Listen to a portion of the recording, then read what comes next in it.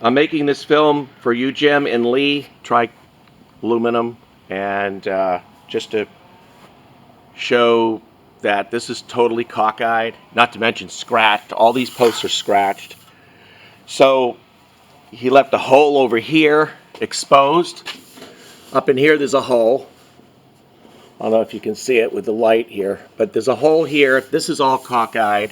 It's a load-bearing support, so if someone gets up there on the roof, it's going to put a lot of strain. You can see it's not even straight. I don't see where this guy gets 30 years experience. This is not 30 years experience unless he just doesn't want to do the job right.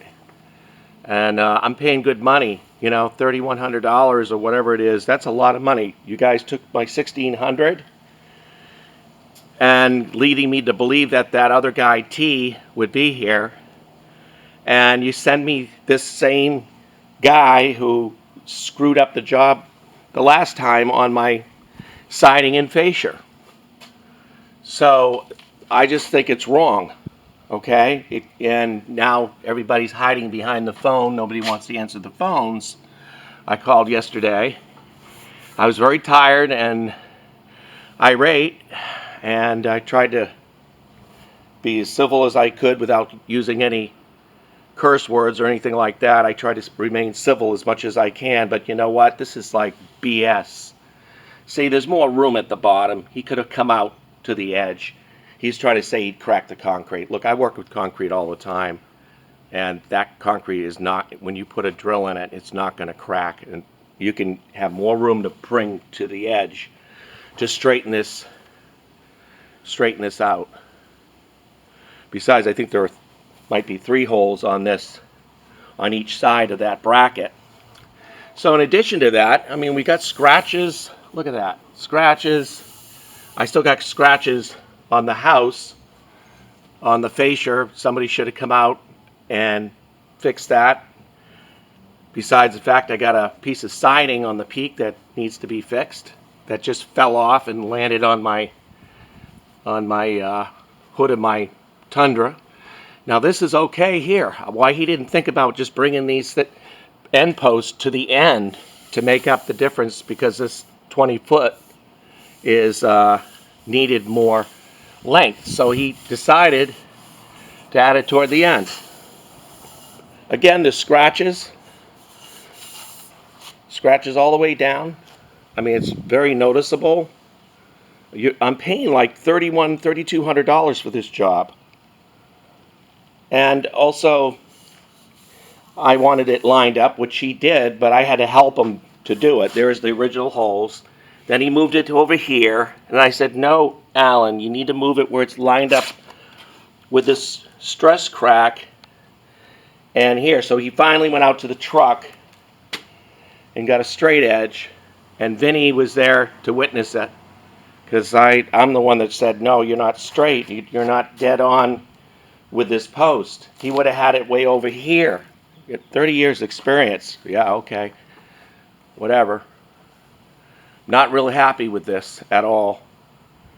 Now I guess I got to live with the scratches. I don't want to paint it. Why should I? This should have been in better shape.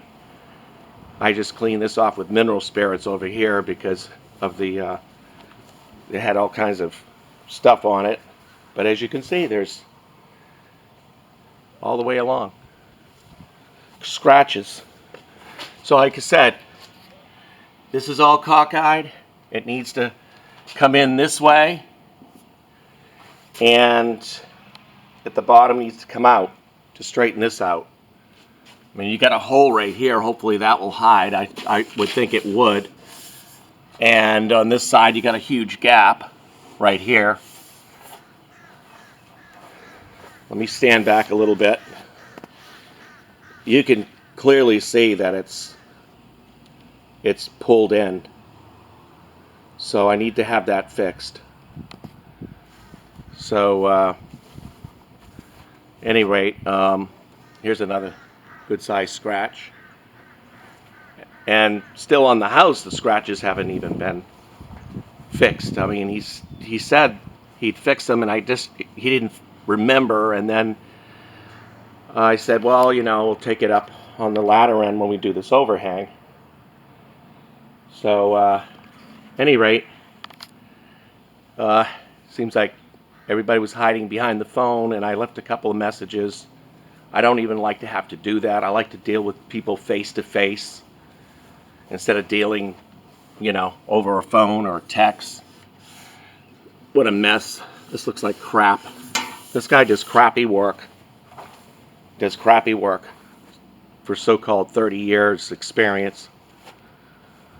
Very bad. Please come and fix it. Lee and Jim, and I don't want to get into an argument. This guy basically walked off, just about walked off the job yesterday because of the crappy work he was doing on the side ends. And what a mess. It looks like he didn't even move. So see, that's what it is. He didn't move remove these brackets and move it toward the edge. So that's why you end up with a crooked beam on a load-bearing beam that somebody gets up there and I'll pull this whole thing down. So that needs to be fixed. And also, I wanted to mention that Alan told me that most people would not have a slip of the tongue, I guess. This hole right here, where the support used to be, he said most customers wouldn't put up with that. They would just have a whole new piece replaced, a whole new section or whatever. So I said, well, just put a machine screw in there, and I don't think anybody's going to notice. This is on the inside. I'm not a hard person, you know what I mean? I'm an easygoing guy.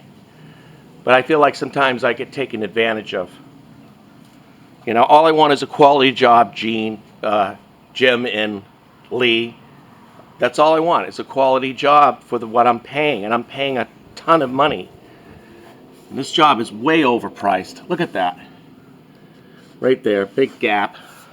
Crooked, not happy. You guys need to get out here, because I'm not going to get into some argument with Alan and have him walk off the job again, and which is totally unprofessional.